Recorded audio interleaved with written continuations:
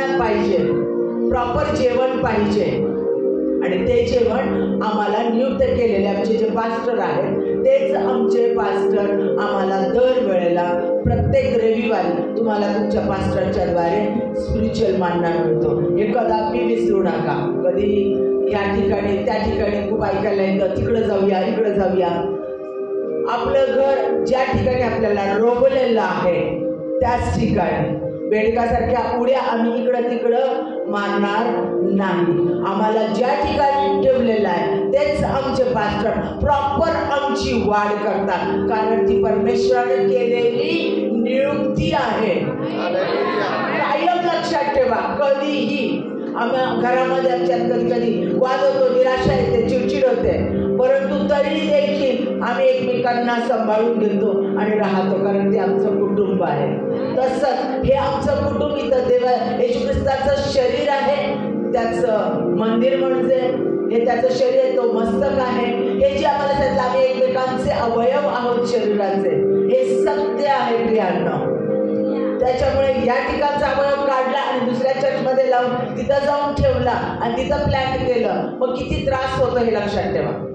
त्याच्यामुळे आम्हाला जिथं प्लॅन केलेलं आहे, जिथं रोवलंय त्याच ठिकाणी आम्ही राहिलं पाहिजे. हे देवाचा आत्मा का सांगत आहे आणि चर्चमधल्या कोणत्या व्यक्तीला बोलत आहे हे मात्र मला माहिती नाही, पण 100% बोलत आहे. परमेश्वराचे नाव आपण पाहणार आहोत. आज 3 नावं फक्त आपण घेणार आहोत. प्रकटीकरण याचा 19वा अध्याय 12वे वचन. त्याचे डोळे, प्रकटीकरणाचा 19वा अध्याय 12वे वचन. त्याचे डोळे अग्नीच्या ज्वालेसारखे आहेत व त्याच्या डोक्यावर मुकुट आहे.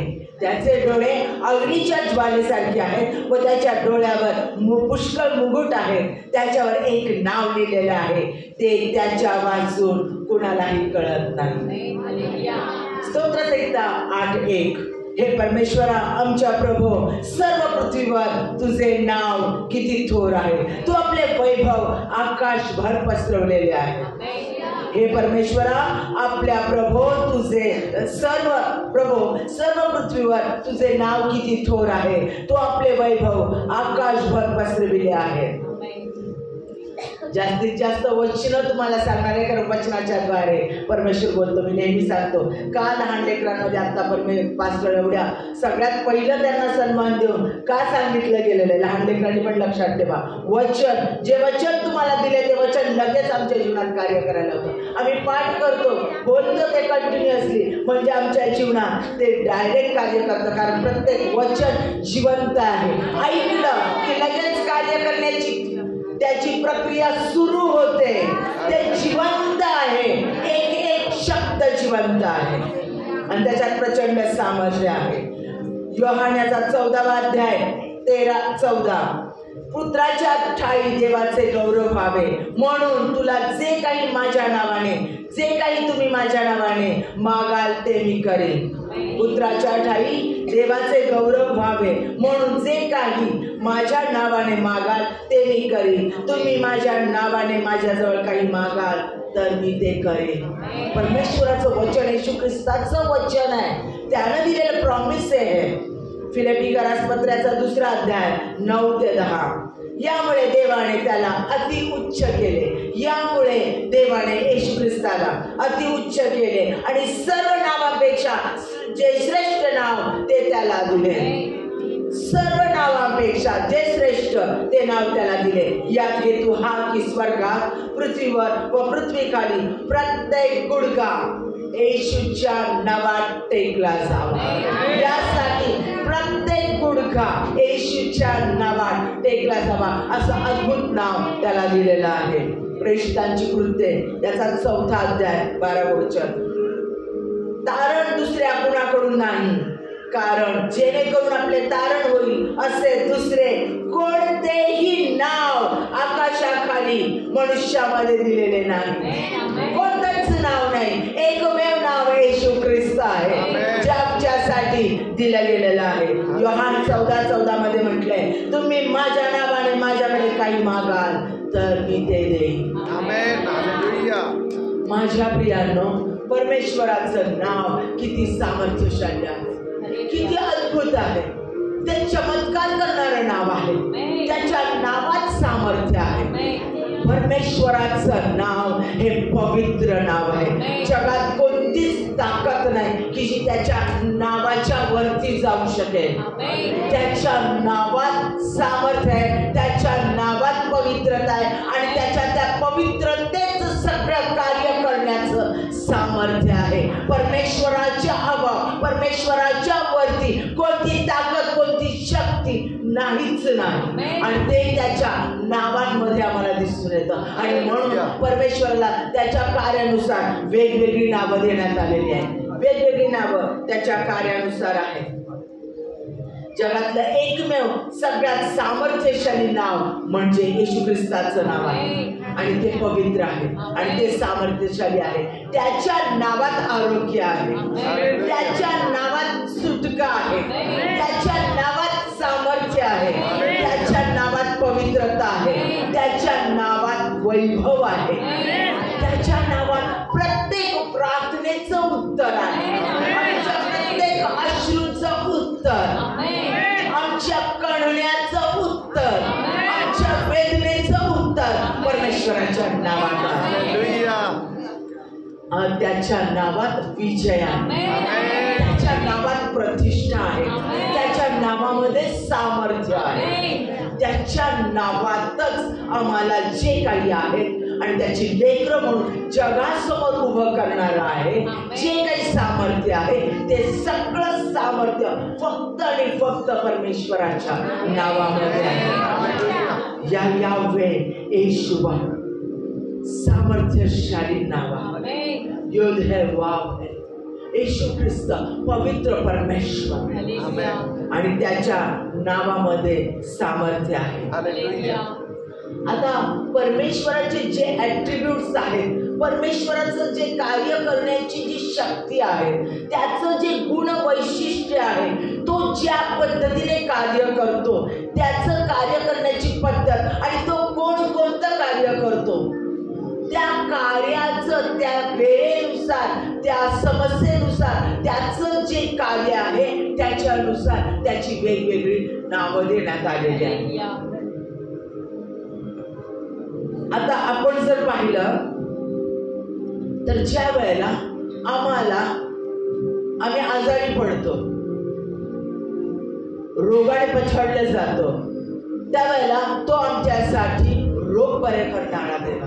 कारण त्याला अब्राहम ज्या वेळेला तू कोण आहेस म्हणून विचारलं, त्यावेळेला I am who I am, मी जो मी तो मी आहे. अत्यंत पवित्र नाव आहे. I am who I am, मी जो मी आहे. म्हणजे तुमच्या प्रत्येक गरजेच्या वेळी तो आहे. म्हणजे ज्या वेळेला आम्हाला आजार आहे त्यावेळेला तो आमचा आय एम जव्हार राफा. मी जव्हार राफा, जव्हार रफिका, मी तुमचं आरोग्य देणारा देव आहे. ज्या वेळेला अनाथ आहे मी तुमचा बाप आहे. ज्या वेळेला मी दुःखात आहे, संकटात आहे, तो माझा सांत्वनदाता आहे. ज्या वेळेला मी एकटा आहे तो माझा सहारा आहे. ज्या वेळेला मी पडलो आहे त्यावेळेला तो मला उठवणारा माझा देव आहे. ज्या वेळेला मला टाकण्यात आलं, झिटकारण्यात आलं, त्यावेळेला मला जवळ करणारा, माझा आधार देणारा तो देव आहे. ज्या वेळेला कर्जामध्ये आहे, ज्या वेळेला सगळं काही संपलंय, सगळ्यांनी सोडलंय, त्यावेळेला तो माझा प्रोव्हायडर, माझा जव्हा जायरा, माझा पुरवठा मंत्री आहे, मला सपोर्ट करणारा माझा देव आहे. ज्या वेळेला मला ज्या समस्या येईल त्या समस्येच्या उत्तराप्रमाणे तो उभं राहतो. म्हणून तो म्हटलं I am who I am, तो मी तो आहे. आणि तो परमेश्वर आमच्या प्रत्येक गरजेसाठी, आमच्या प्रत्येक प्रार्थनेच्या उत्तरासाठी तो उत्तर म्हणून उभा राहतो. तो आमचा देव, तो सामर्थ्याचा देव, तो शक्तिशाली परमेश्वर, तो अशक्य गोष्टी शक्य करणारा तो आमचा देव. आज आम्ही पाहत आहोत यहोवा सबायोत, यहोवा सबायोत. आता यहोवा हे नाव अतिशय पवित्र नाव आहे आणि तो म्हणतो मी तुझा यहोवा सबाओत आहे. सबाओत म्हणजे तो आमचा सैन्याचा देव आहे. The Lord of hosts, the Lord of hosts, सैन्यांचा देव म्हणजेच यहोवा सबाओत. आज आम्ही पाहणार आहोत तो आमचा सबाओत कसा आहे, लॉर्ड ऑफ होस्ट कसा आहे. स्तोत्रसंहिता 24:10. हा प्रतापशाली राजा कोण? हा प्रतापशाली राजा कोण? हा सेनाधीश परमेश्वर, हाच प्रतापशाली राजा होय. स्तोत्रसंहिता 24:10 मध्ये सांगितलंय हा प्रतापशाली राजा कोण? सेनाधीश परमेश्वर. सेनाधीश म्हणजे सेनांचा प्रमुख. हा सेनाधीश परमेश्वर हाच प्रतापशाली राजा हो. The Lord of host. He is the King of glory. He is the King of glory. The Lord of hosts. सैन्यांचा देव परमेश्वर. दुसरे राजे याचा 6वा अध्याय 15 ते 17. दुसरे राजे याचा 6वा अध्याय 15 ते 17. घरी गेल्यानंतर पूर्ण 6वा अध्याय वाचून काढा. सकाळी देवाच्या माणसाचा सेवक, देवाचा माणूस म्हणजे अलिशाबद्दल सांगितलंय. सकाळी देवाच्या माणसाचा सेवक उठून बाहेर आला तेव्हा सैन्यांचे घोडे व रथ यासह नगरात वेढा दिला आहे असे त्यांच्या दृष्टीस पडले. तो आपल्या धनाला म्हणाला, स्वामी हाय हाय, आता आपण काय करावे? स्वामी हाय हाय, आता आपण काय करावे? तो म्हणाला, भिऊ नकोस, त्यांच्या पक्षाचे आहेत त्याहून अधिक आपल्या पक्षाचे आहेत. अलिशाने प्रार्थना केली. अलिशाला माहिती होतं त्या पक्षाचे आहेत जे आपल्या लढाई करायला आले, चढाई करून आलेले आहेत, त्यापेक्षाही अधिक पक्षाचे आपल्या जवळ आहेत हे माहिती होतं. मग त्यानं प्रार्थना केली. अलिशाने प्रार्थना केली की हे परमेश्वर, याचे डोळे उघड, याला दृष्टी दे. परमेश्वराने त्या तरुणाचे डोळे उघडले. तो पहा, अलिशाच्या सभोवतालचा डोंगर, अग्नीचे घोडे व रथ यांनी व्यापून गेलेला त्याला दिसले.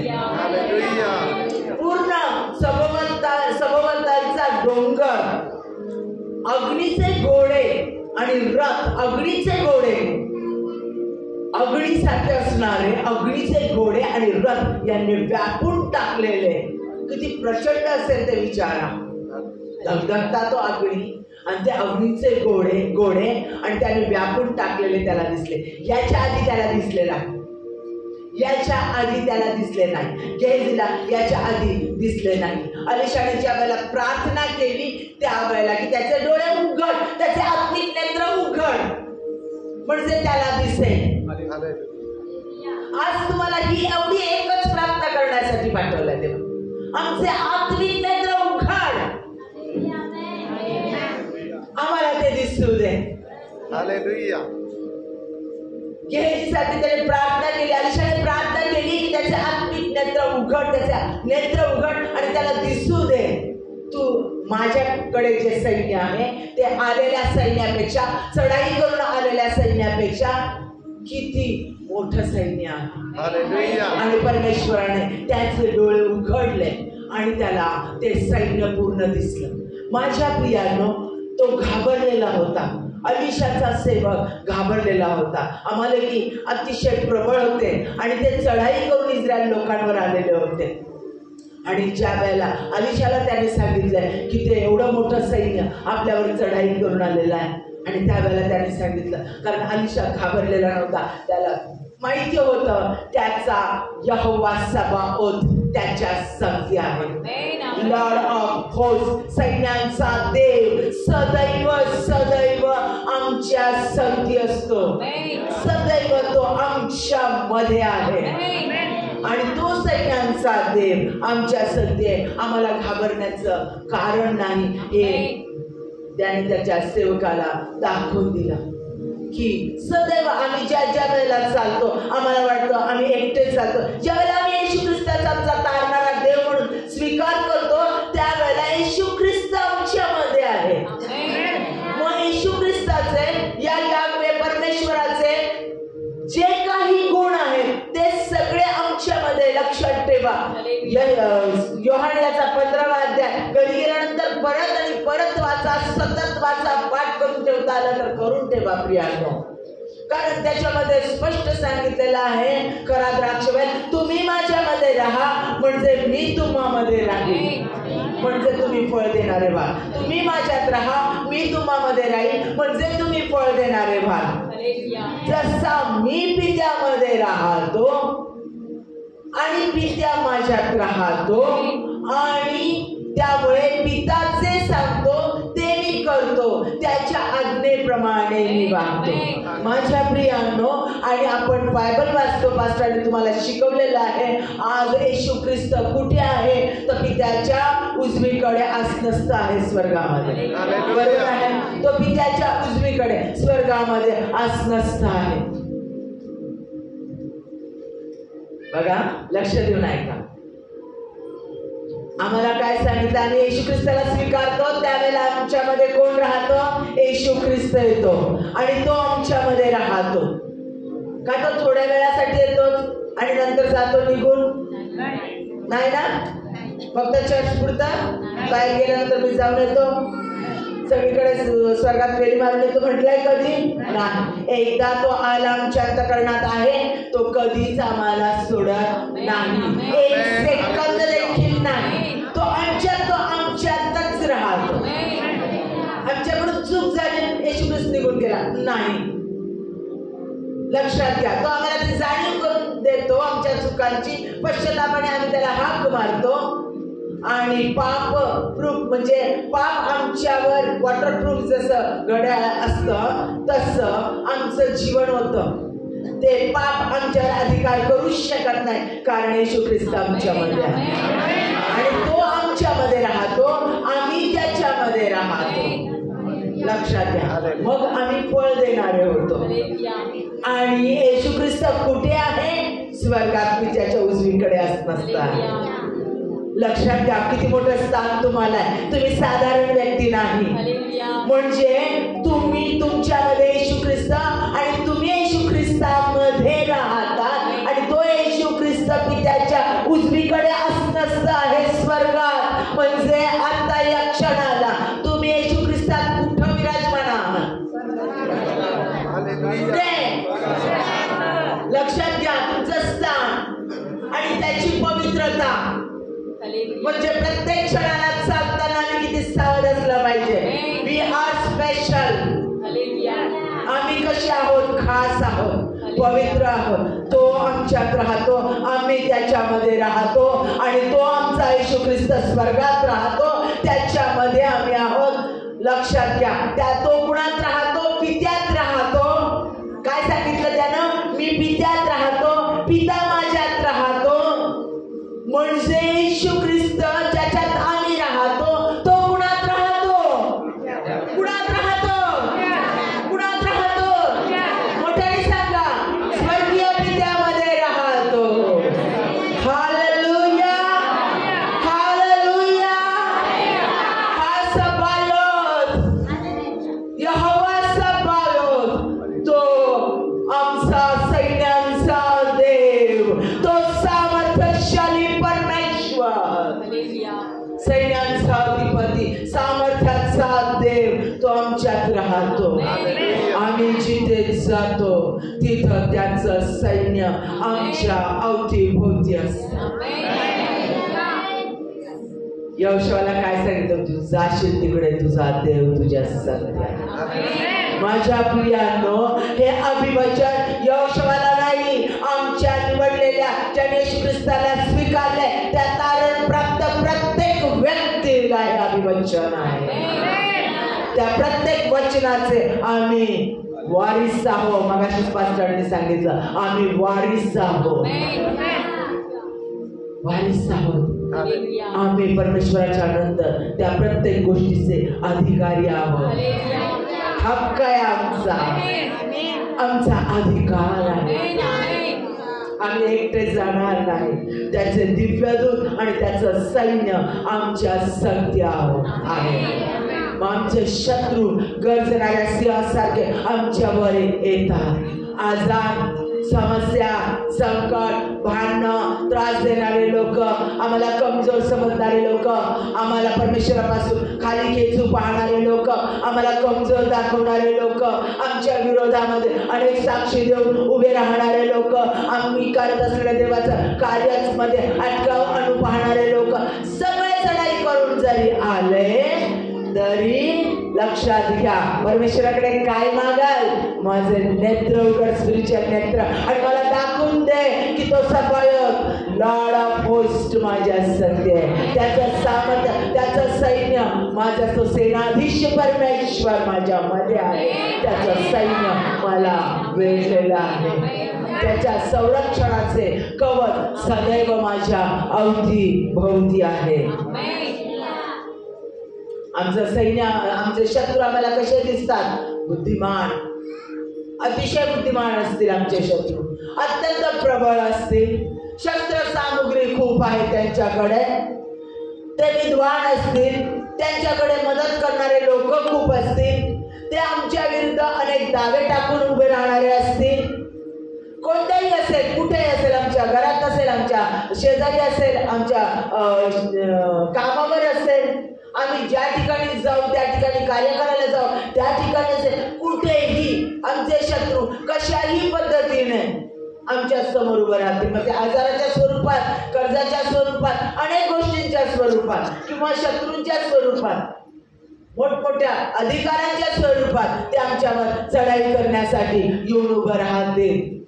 आणि आमचा विश्वास कुणावर हवा आहे? परमेश्वरावर. कारण त्यानं अभिवचन दिलेलं आहे, मी सैन्यांचा देव, लॉर्ड ऑफ होस्ट तुझ्या संगती आहे. मी सबायोत, यहोवा सबायोत तुझ्या संगती आहे. तो तुला कदापि सोडणार नाही आणि तो कदापि तुला टाकणार नाही. तो म्हणतो, भिवू नकोस, घाबरू नको, तू जाशील तिकडं, तुझा देव तुझ्या संगती आहे. माझ्या प्रियानो, मी तुम्हाला का म्हटलं हा 6 अध्याय, दुसरा राजा याचा 6 अध्याय घरी गेल्यानंतर वाचा. कारण त्याच्यानंतर अलिशाने प्रार्थना केली त्या सैन्यांच्यासाठी, जे शत्रूचं सैन्य आलं. देव कसा लढतो?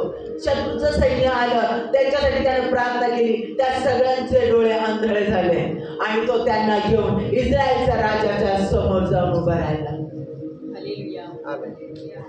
शंभरणामध्ये त्यांना नेलं. त्यांना घेऊन शत्रूचे लढाई करून, चढाई करून आलेले, त्यांना मारू पाहणारे, बलिष्ठ असणारे, अत्यंत बुद्धिमान असणारे, स्ट्रॅटेजीज वेगवेगळ्या वापरणारे हे अमालेकी, त्यांना घेऊन तो कुठे गेला? शंभरणात गेला. आंधळे झालेले. आणि इस्रायलचा राजा त्याला म्हटला, मी त्यांना मारून टाकू का? तो म्हटला नको, त्यांना जेवण दे. बघा, हा ख्रिस्त, येशू ख्रिस्त, परमेश्वर जिवंत देव, यावे, ज्यावेळेला हा पवित्र यहोवा आमच्यामध्ये असतो, त्यावेळेला काय होतं? त्याच्या परमेश्वरच्या दासाने अलिशाने काय सांगितलं? त्यांचा वध करू नकोस, मी त्यांना आणलाय, त्यांना जेवण दे, खावण दे, त्यांचा पाहुणचार कर आणि त्यांना वाटेला. सामर्थ्याचा आहे तो, अशा पद्धतीने युद्ध करतो. तो अशा पद्धतीने आमच्या शत्रूला हरवतो, चित करतो आणि बदलून टाकतो. तो सैन्यांचा देव, तो सैन्यांचा देव, तो आमच्या संगती आहे. यशा 54:17 वचनात म्हटलं आहे, तुझ्यावर चालविण्याकरिता घडविलेले कोणतेही हत्यार तुझ्यावर चालणार नाही. तुझवर आरोप ठेवणाऱ्या सर्व जीवांना तू दोषी ठरवशील. परमेश्वराच्या सेवकाचे हेच वेतन आहे, हीच माझ्याकडून मिळालेली धार्मिकता आहे, असे परमेश्वर म्हणतो. ज्या वेळेला येशू ख्रिस्त आमच्यात येतो त्यावेळेला त्याची धार्मिकता आम्हाला येते. आणि आम्हाला काय सांगितलं? त्याची धार्मिकता तुला अशी मिळालेली आहे की तुला दोषी ठरवणाऱ्यांना परमेश्वर दोषी ठरवशील. तू स्वतः त्यांना दोषी ठरवशील. आणि त्यांनी चालवलेलं कोणतंही हत्यार असू दे, कोणत्याही प्रकारे तुम्हाला दोषी ठरवण्याचा प्रयत्न करू दे, कोणत्याही प्रकारे तुम्हाला खाली पाडण्याचा प्रयत्न करू दे, कोणत्याही प्रकारे तुम्हाला तुच्छ लेखण्याचा प्रयत्न करू दे, तुमच्या शत्रूचं कोणतंही हत्यार, कोणतंही निराशेचं हत्यार असू दे, व्यभिचाराचा हत्यार असू दे, दारूचा हत्यार असू दे, कोणतंही हत्यार असू दे, तुमच्यावर ते चालणार नाही. कारण जेव्हा शबायोत द लॉर्ड ऑफ होस्ट, सैन्यांचा देव, सेनाधीश परमेश्वरांचा तो देव आमचा येशू ख्रिस्त, तो आमच्या संगती आहे. येशुवा या यावे आमच्यामध्ये आहे, तो आमच्यामध्ये आहे. म्हणून म्हटलंय भिऊ नकोस. पुढे आपल्याला दुसरं बघायचं आहे. यहोवा निस्सी गातो ना आपण, यहोवा निस्सी गाणे नेहमी गातो. The Lord is my banner. The Lord is my banner. माझा विजयाचा झेंडा. ऐकलेला आहे, तुम्हाला माहिती आहे. येशू ख्रिस्त परमेश्वर यावे हा माझा विजयाचा झेंडा आहे. तो माझा देव आहे, तो मला कदापि सोडत नाही. तो माझा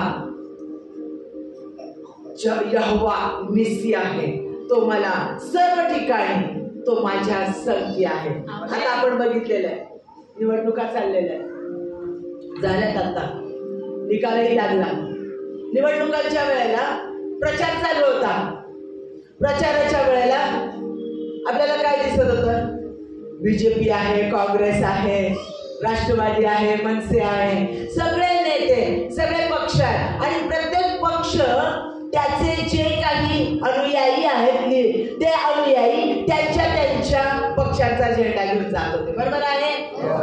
लढण्यासाठी ते त्यांच्या त्यांच्या पक्षांचा झेंडा घेऊन जात होते. त्यांचा झेंडा बघितल्यानंतर आपल्याला कळत होता, हा हे मनसेचे लोक आहेत, हे बीजेपीचे लोक आहेत, हे काँग्रेसचे लोक आहेत. बरोबर आहे? सगळे आपल्या देशात, सगळे आपले बहीण भावंड आहेत. बरोबर आहे? हे सगळेजण आपले बहीण भावंड आहेत. पण ते प्रत्येक जण त्यांच्या त्यांच्या पार्टीचा काय करून घेत होते? झेंडा घेऊन जात होते. बरोबर आहे? अमेरिका आहे, पाकिस्तान आहे, इंडिया आहे. खेळाच्या मैदानामध्ये बघितलं आपण, मैदानामध्ये बघितलं तर प्रत्येक जण आपापल्या देशाचा झेंडा उंचावतो.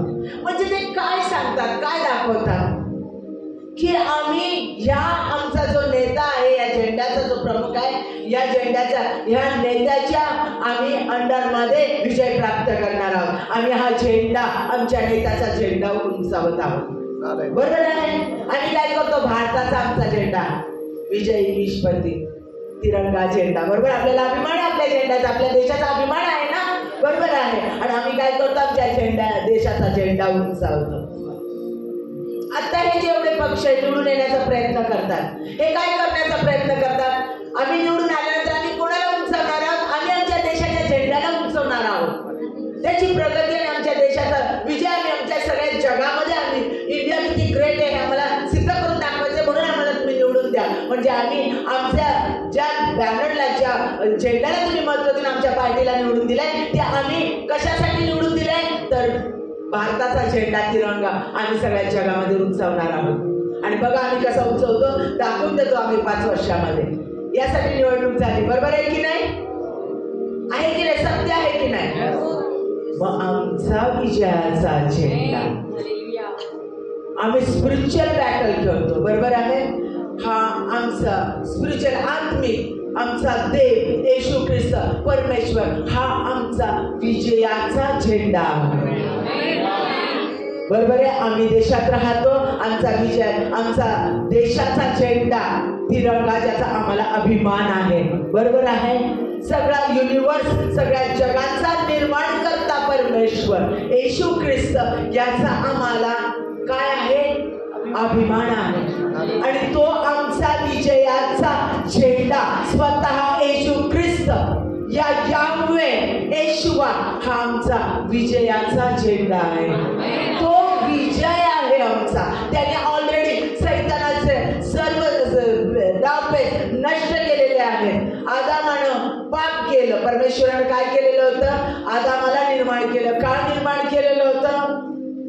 तुमचं चर्च हे प्रियांनो स्तवनाचं चर्च आहे. तुमच्या चर्च सामर्थ्य स्तवनात आहे. मागच्या वेळेला मी सांगितलं, ज्या वेळेला मी येते त्या वेळेला मी तुम्हाला हे सांगते.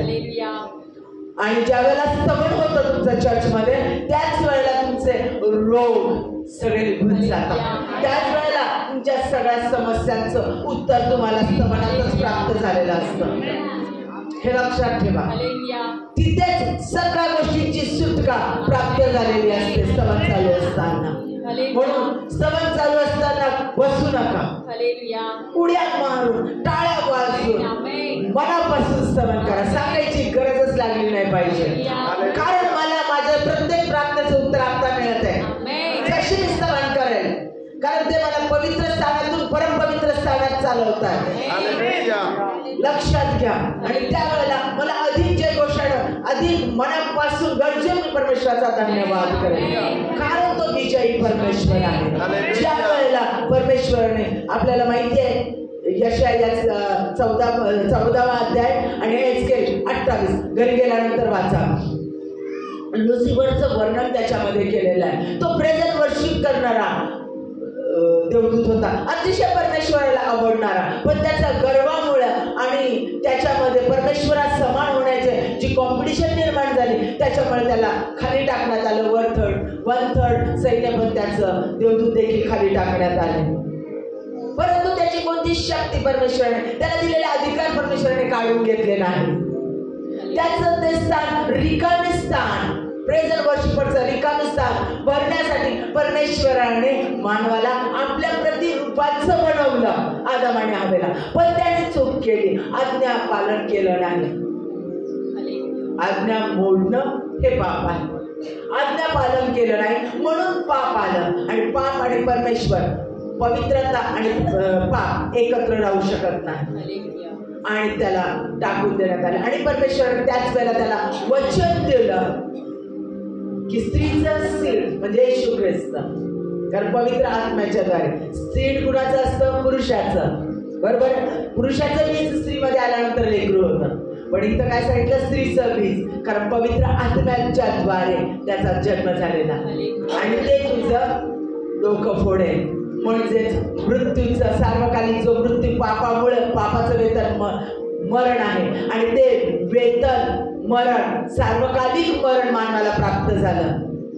सैतानाने त्याला पराजित केलं. परमेश्वराने त्याला आनंद देण्यासाठी आणि स्तवन करण्यासाठी निर्माण केलेलं स्वामित्व, स्वतःचे जे तो अधिकारी आहे, स्वामी आहे. त्याने सगळं जग परमेश्वराने निर्माण केलं. सगळे युनिवर्स, गॅलेक्सी, हजारो गॅलेक्सी निर्माण करणारा तो परमेश्वर, तो स्वामित्व त्याच्याकडे होतं. त्याने आपल्यासारखा मानव निर्माण करून त्याच्याकडे स्वामित्व दिलं आणि त्याला रोज संध्याकाळी फेलोशिप देत असे, संध्याकाळी भेटावयास येत होता. पण ह्या अपवित्रतेमुळं तो त्याच्यापासून दूर गेला. आणि येशू ख्रिस्ताने म्हणजे स्वतः परमेश्वराने आपल्याला स्वतःला देऊन, त्या प्राण स्वतः आपला देऊन ते आपल्यावरचं पाप काढून टाकलं. जो येशू ख्रिस्तावर विश्वास ठेवतो त्याला येशू ख्रिस्ताची धार्मिकता प्राप्त होते. आणि परत एकदा आबा बापा म्हणण्याचा अधिकार आपल्याला प्राप्त झालेला आहे. परत त्याचे लेकरं म्हणण्याचा अधिकार आपल्याला प्राप्त झाला. परत ते स्थान जे परमेश्वराने आपल्याला लेकरू म्हणून दिलेलं होतं, ते स्थान आपल्याला प्राप्त झालेलं आहे. म्हणून आपण त्याचं काय करतो, त्याची लेकरं म्हणून पुत्र, मानवाच्या पुत्र आणि कन्यांनी काय केलं पाहिजे, परमेश्वराचं सदैव स्तवन केलं पाहिजे, कारण त्या स्तवनासाठी आपली निर्मिती आहे. आणि म्हणून सैतान सदैव आमच्या पाठीमागं पळत असतो. का सैतान त्याच्या लेकराच्या, देवाच्या लेकराच्या पाठीमागं असतो? का त्यांना दोषी म्हणून सगळ्यांच्या समोर उभं करण्याचा प्रयत्न करतो? का त्यांना कमजोर, आजारी म्हणून सगळ्यांच्या समोर उभं करण्याच्या, देवाच्या समोर उभं करण्याचा प्रयत्न करतो? कारण तो दाखवतो ते हरलेले आहेत. मानव हे हरलेले आहेत, पापात पडलेले आहेत. परंतु नाही, जो येशू ख्रिस्तावर विश्वास ठेवतो त्याला येशू ख्रिस्ताची धार्मिकता येते. आणि येशू ख्रिस्ताने विजय मिळवलेला आहे. सार्वकालिक मृत्यू नष्ट करून सार्वकालिक जीवन दिलेलं आहे. आणि ते सार्वकालिक जीवन आम्हाला मिळालेलं आहे. आम्ही विजयी ख्रिस्ताचे विजयी लेकरं आहोत. म्हणजे येशू ख्रिस्त हा विजयाचा बॅनर आहे, तो आमचा बॅनर आहे, तो आमचा विजयाचा झेंडा आहे, तो आमच्यात राहतो. म्हणजे आम्ही स्वतः विजयाचा झेंडा आहोत. यहोवा निस्सी आमच्यामध्ये राहतो. म्हणजेच प्रत्येक समस्या, प्रत्येक सैतानाचे हल्ले, त्याच्यावर विजय देण्याचा परमेश्वराने दिलेला आहे. ऑलरेडी विजय मिळालेला आहे. तो विजय आम्हाला विश्वासानं जाहीर करायचा आहे. विश्वासानं तो विजय आम्हाला जाहीर करायचा आहे. ज्या वेळेला सैन्य आमच्यावर चालून येतं त्यावेळेला पहिलं रिॲक्शन काय असतं, पहिला रिस्पॉन्स काय असतो? व्यक्ती काय होते? बधीर होते. नाहीतर मग दुसरं काय असतं?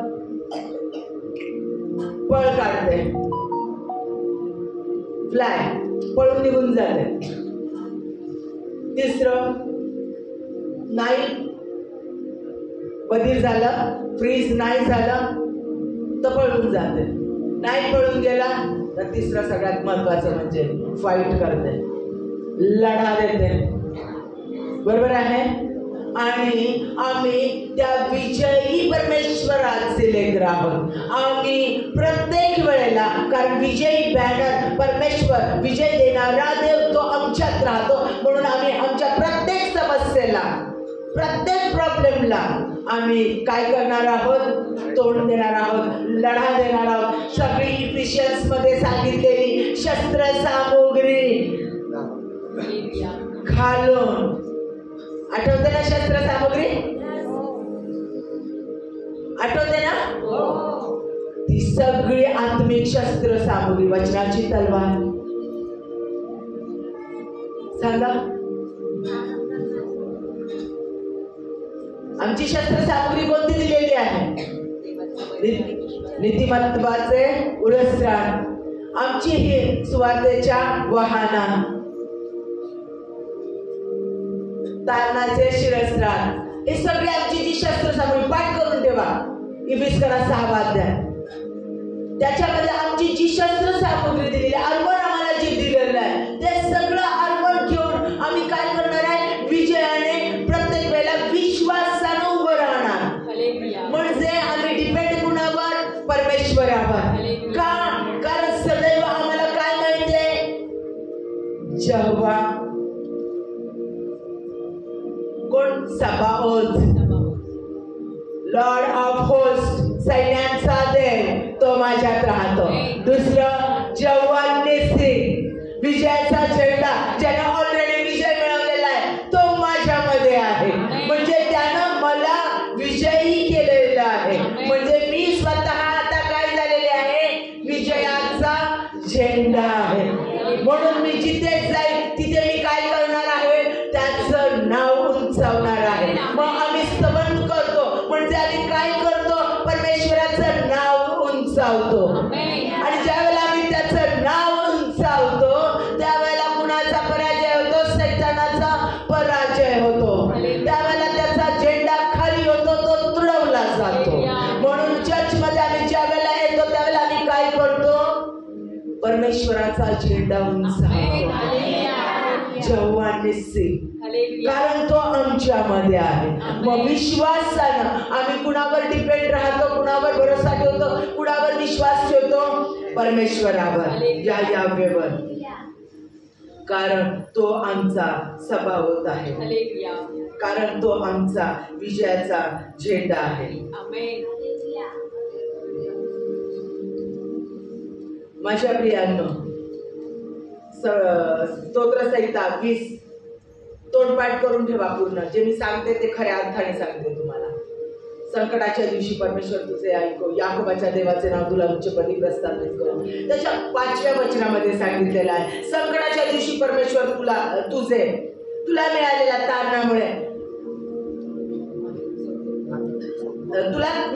तारणामुळे, आम्ही जयोत्सव करू आणि आमच्या देवाच्या नावाचा ध्वज उभारू.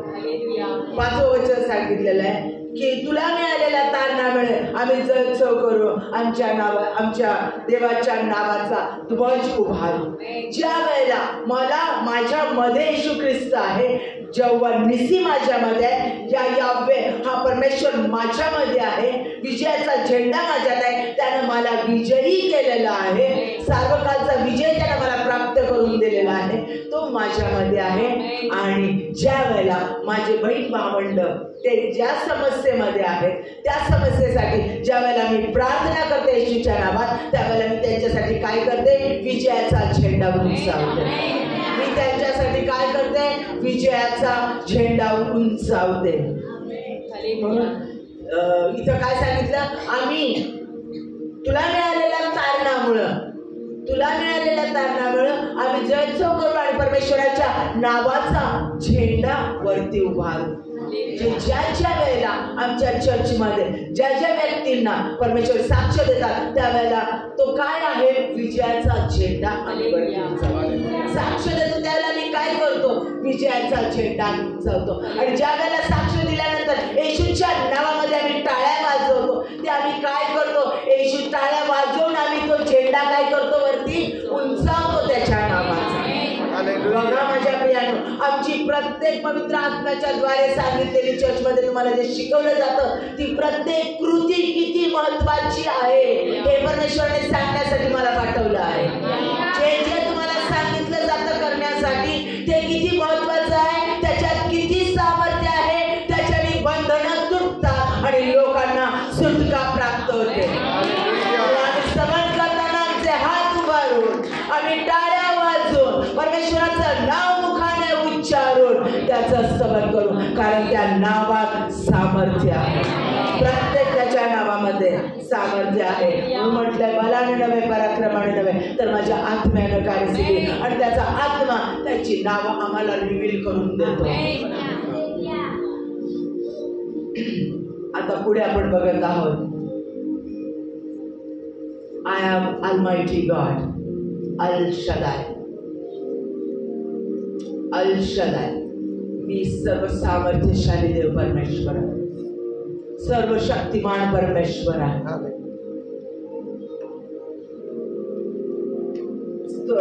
जेनेसिस उत्पत्ती याचा 17वा अध्याय पहिलं वचन. एल शदाय हा सामर्थ्याचा देव आहे. अल शदाय, God of all sufficiency and nourishment. God of all sufficiency and nourishment. आमच्या सर्व गोष्टींचा पुरवठा करणारा, आमचा पालन पोषण करणारा आमचा पुरवठा मंत्री अल शदाय आहे. उत्पत्ती 17:1. अब्राहम 99 वर्षाचा झाला तेव्हा परमेश्वर त्याला दर्शन देऊन म्हणाला. अब्राहम 99 वर्षाचा झाला तेव्हा परमेश्वर त्याला दर्शन देऊन म्हणाला, मी सर्व समर्थ देव आहे, तू माझ्या समोर आहे, हे मनात वागून चाल व सात्विकपणे राहा. तुझ्या माझ्यामध्ये मी आपला करार स्थापितो, मी तुला बहुगुणित करेन. लक्षात घ्या, अब्रामिक करार आहे, अब्रामिक कव्हनंट. परमेश्वराने अब्रामासंगती करार केला. लक्षात घ्या, करार केला त्या तो 99 वर्षाचा होता आणि त्याला वाटत होतं की हा सेवक माझा कोण होईल, शेवटी वारस होणार. 99 वर्षाचा झालाय, सारा 90 वर्षाची झालेली आहे, लेकरू होत नाही. आणि परमेश्वराने त्याला सांगितलेलं आहे की मी सर्व समर्थ देव आहे, तू माझ्या समोर आहेस, हे मनात वागून चाल व सात्विकपणे राहा. तुझ्या माझ्यामध्ये मी आपला करार स्थापितो, मी तुला बहुगुणित करेन. करार केला की मी तुला बहुगुणित करेन.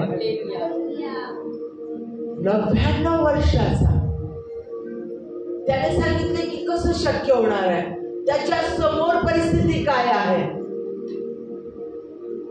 शरीर 99 वर्षाचं झालंय, त्याची ताकद लेकरू उत्पन्न करण्याची केव्हाच निघून गेलेली आहे, सराव झालेला आहे. त्याचे सगळे शरीर कमजोर पडलेलं आहे, त्याच्या पत्नीचं शरीर कमजोर पडलेलं आहे, पिरियड्स निघून गेलेले आहे, गर्भाशय कमजोर झालेलं आहे.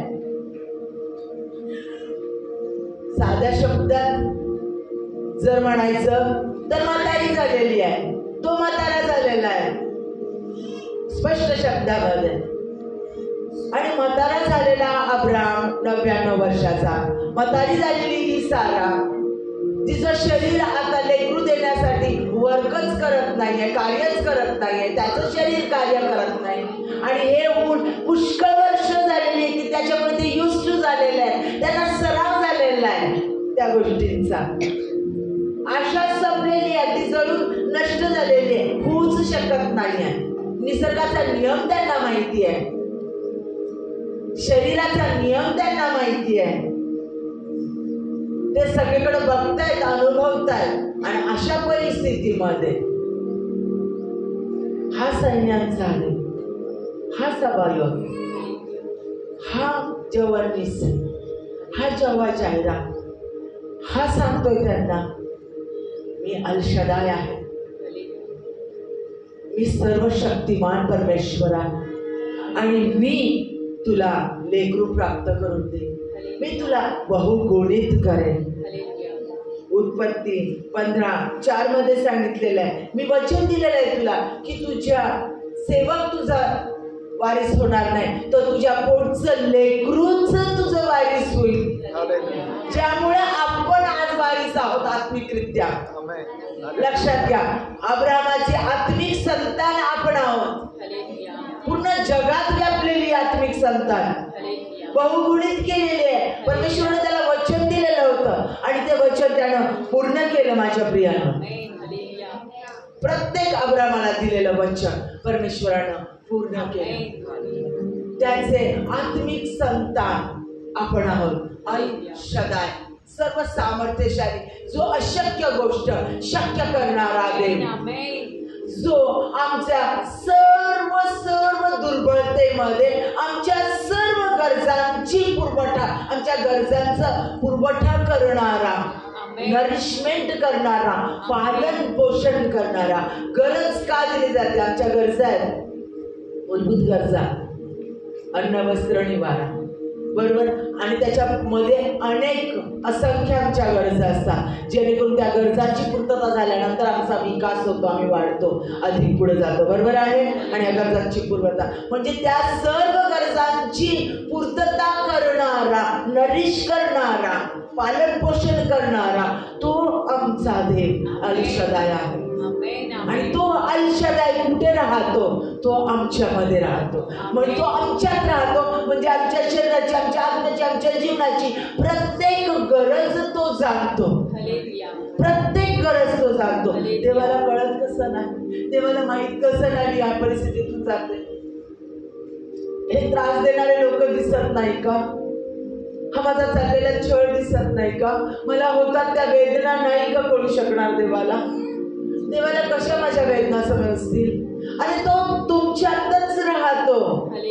तुमच्या शरीराची प्रत्येक हालचाल, प्रत्येक गडजडात, तुमच्या भावना, प्रत्येक तुम्ही कुठं बघता, तुम्ही काय अपेक्षा करतात, तुम्हाला काय हवंय, तुम्ही काय ऐकतात आणि कशावर विश्वास ठेवतात आणि तुमचे विचार कसे धावतात, मेंदूत काय चाललंय, तुमच्या अंतःकरणात चाललंय काय चाललेलं आहे, प्रत्येक गोष्ट परमेश्वराला माहिती आहे. प्लस तुमचा यशामध्ये सांगितलेलं आहे आपल्याला 40व्या अध्यायामध्ये की त्याचं कार्य आमच्या बुद्धी सामर्थ्याच्या पलीकडे आहे. हो, आमचा भूतकाळ, आमचा वर्तमान काळ आणि आमचा भविष्य काळ ऍट अ टाइम, एका वेळेला परमेश्वराच्या समोर असतो. हा किती लोकांचा, असंख्य पिढ्या ज्या होऊन गेलेल्या आहेत त्या प्रत्येक व्यक्तीचा, असंख्य पिढ्या आत्ता ज्या आहेत त्या प्रत्येक व्यक्तीचा आणि भविष्यामध्ये येणाऱ्या असंख्य पिढ्या त्या प्रत्येक व्यक्तीचा. बापरे, त्या प्रत्येक व्यक्तीचा भूतकाळ, वर्तमान काळ आणि भविष्य काळ एका वेळेला परमेश्वराच्या नजरेसमोर आहे. म्हणजे त्याचं कार्य हे आमच्या बुद्धी सामर्थ्याच्या पलीकडे आहे. तो अद्भुत कार्य करणारा अद्भुत परमेश्वर आहे. तो अल शदाय, त्याच्या त्या अद्भुत सामर्थ्यानुसार आमच्या सर्व गरजा त्याच्या सामर्थ्याने तो पूर्ण करतो. असा तो अल शदाय परमेश्वर. तो कुठे राहतो? तो आमच्यामध्ये राहतो. तो आमच्यामध्ये राहतो. यशायाचा 35वा शेवटचं वचन, ते 2 वचन वाचत आहे. फिलिप्पिकरास पत्र आणि यशा 35. वाळवंटाचे तो तळ करतो, अरण्यभूमी व वृक्षभूमी ही हर्षतील. वाळवंट उल्हासेल, लक्ष देऊन ऐका. अरण्यभूमी व वृक्षभूमी ही हर्षतील. वाळवंट उल्हासेल व कमळाप्रमाणे फुले, तेव्हा अंधाचे नेत्र उघडतील. लक्षात घ्या, सगळ्या अशक्य गोष्टी आहेत. अरण्यभूमी आणि वृक्षभूमी ही हर्ष करतील, अशक्य गोष्ट आहे. वाळवंट उल्हासेल व कमळाप्रमाणे फुले ही मानवाच्या दृष्टीने अशक्य गोष्ट आहे. तेव्हा अंधांचे नेत्र उघडतील. आंधळे जे आहेत त्यांचे नेत्र उघडतील. बहिऱ्यांचे कान खुले होतील. जे बहिरी आहेत त्यांचे कान उघडे होण्या कोणी औषध पाणी न करता कठीण आहे. लंगडा हरणाप्रमाणे उडे मारेल, लंगड्यासाठी हे कठीण आहे, अशक्य आहे. मुक्याची जीभ गजर करेल, हे मुक्या व्यक्तीसाठी अशक्य आहे. कारण रानात जलप्रवाह, वाळवंटात झरे फुटतील, हे सगळं अशक्य गोष्ट आहे. जेथे मृगजळ दिसते तेथे तलाव होईल. तृषित भूमीच्या ठिकाणी उबळते झरे होतील. कोल्हे राहतात त्या ठिकाणी बोरू व लवाळे यासह गवत उगवेल. तेथील मार्ग राजमार्ग होतील, त्याला पवित्र मार्ग म्हणतील. त्याने अपवित्र जन जाणार नाही, पण तो त्यांच्यासाठी पवित्र परमेश्वराच्या लोकांसाठी होईल. त्या मार्गाने जाणारे मूढ असले तरी मार्ग चुकणार नाही. माझ्या प्रियानो, या सगळ्या अशक्य गोष्टी माणसाच्या, ज्या गोष्टी माणसाला शक्य नाही, त्या होऊ शकत नाही, त्या सगळ्या गोष्टी परमेश्वर एल शदाय पूर्ण करतो. हे वचन दिलेलं आहे यशया 35 मध्ये, आणि ते वचन आपल्याला माहिती आहे सगळ्यांना. येशू ख्रिस्ताने ते वचन पूर्ण केलेलं आहे. देवाचा पुत्र जो जगामध्ये आला येशू ख्रिस्त, आणि त्याने हे वचन पूर्ण केलेलं आहे. ते पूर्ण करण्याच्या आधी त्याने यशायाचा 61 1 ते 4 वचन त्याने वाचली, आपण बघतोय शुभवर्तमानामध्ये, आणि त्याने त्याच्या कार्याला सुरुवात केली. त्यांनी ही वचनं पूर्ण केली. त्याने आंधळ्यांना बरे केलं, आंधळे बघायला लागले, महारोग्यांचे रोग काढून टाकले, त्यांना शुद्ध केलं, कोडी बरे झाले, भूतग्रस्त झालेले त्यांना सुटका प्राप्त झाली, लंगडे पळायला लागले, मेलेले लाजारस जिवंत झाला, यायराची कन्या जिवंत झाली. माझ्या प्रियानो, अशक्य गोष्टी शक्य केल्या. 5,000 4,000 जेवण दिलं, भुकेले अन्न ग्रहण करून उभे राहिले. माझ्या प्रियानो, मृत्युंजय तो ख्रिस्त, त्याने मृत्यूची नागी मोडली, त्याला मारून टाकण्यात आलं, तो मृत्युंजय झाला, जिवंत झाला, त्यानं मृत्यूवर विजय मिळवला. माझ्या प्रियानो, या सगळ्या गोष्टी त्याने केल्या. येशू ख्रिस्तानं जे सांगितलं होतं वचनामध्ये असं घडेल, ते सगळं घडलं, आणि ते घडवणारा येशू ख्रिस्त, तो देव एल शदाय, तो कुठे आहे? आमच्यात राहतो. आणि त्याने काय सांगितलं? जसा मी आहे तसे तुम्ही व्हा. तुम्ही विश्वास ठेवाल तर मी केलं त्यापेक्षा अधिक चमत्कार तुम्ही कराल, अधिक कार्य तुम्ही कराल, आणि ते कार्य करण्यासाठी त्याने त्याचा पवित्र आत्मा तुम्हाला आणि मला दिला आहे. त्याचा पवित्र आत्मा पाठवलेला आहे की आत्म्याच्या प्रेरणेने चाला. माझ्या प्रियांनो, तो एल शदाय तुमच्यात आणि माझ्यात आहे. तो यहोवा निस्सी तुमच्यात आणि माझ्यात आहे. विजयाचा झेंडा तो सपावत, यहोवा सपावत, तो सैन्यांचा देव, तो आमच्यामध्ये आहे. विजय देणारा परमेश्वर, अभिवचन पूर्ण करणारा परमेश्वर, आरोग्य देणारा परमेश्वर, सगळ्या समस्येची उत्तर देणारा देव, तो माझ्यामध्ये राहतो, तो माझ्यामध्ये आहे. आणि त्यानं जे कार्य केलं येशू ख्रिस्तानं, आणि त्यानं सांगितलेलं जे कार्य मी केलंय तेच कार्य तुला करायचं, आणि म्हणून त्यासाठी त्याने त्याचा पवित्र आत्मा दिला. म्हणजे आम्ही येशू ख्रिस्ताला स्वीकारलंय, इथपर्यंत आम्हाला थांबायचं नाही. विश्वास ठेवा, विश्वास ठेवा. तो सामर्थ्याचा देव तुमच्यात राहतो, तो सपायोत, तो जव्हा निसी, तो एल शदाय, तो जव्हा जायरा, तो जव्हा सैनिकनो, तो जव्हा राफा आरोग्य देणारा देव, तो तुमच्यामध्ये आहे. लक्षात घ्या. आणि तो तुमच्यामध्ये आहे, आणि तुम्ही त्याच्यामध्ये आहात, आणि तो स्वर्गामध्ये पित्याच्या उजवीकडे असणं आहे. त्याच्या संगती आपण पित्याच्या उजवीकडे असणं आहे, आणि पित्यामध्ये तो राहतो, आणि पित्यात त्याच्यात राहतो. म्हणजे आम्ही पित्यामध्ये राहतो माझ्या प्रियांनो. हालेलुया. आणि म्हणून प्रत्येक क्षणाला आम्ही त्याचा विजयाचा झेंडा उंचावला पाहिजे, कारण तो विजयाचा झेंडा आम्ही आहोत. लक्षात घ्या, कारण तो माझ्यामध्ये पुन्हा उठला ख्रिस्त तो मीच आहे. शरीरी तुझे रक्त केळून दिला. तो ख्रिस्त पुन्हा उठला तो माझ्यामध्ये आहे. मी बाप्तिस्मा घेतला म्हणजे काय केलं? धर्मांतर नाही. नाही माझ्या प्रिया, धर्म स्थापन करण्यासाठी तो आलेला नाही. कुठंच बायबलमध्ये दिलं नाही. हे लोक कोण म्हणून विचारलं गेलं प्रेषितांची कृत्य या 11व्या अध्यायामध्ये. हे लोक कोण? 26व्या वचनामध्ये तर ख्रिस्ताला अनुसरणारे ख्रिस्ती, क्राइस्ट इन, ज्यांच्यात ख्रिस्त आहे. माझ्यात ख्रिस्त उठला आहे. माझ्यातला जुना मनुष्य गेलेला आहे. जाहीर कृती मी लोकांच्या समोर करते.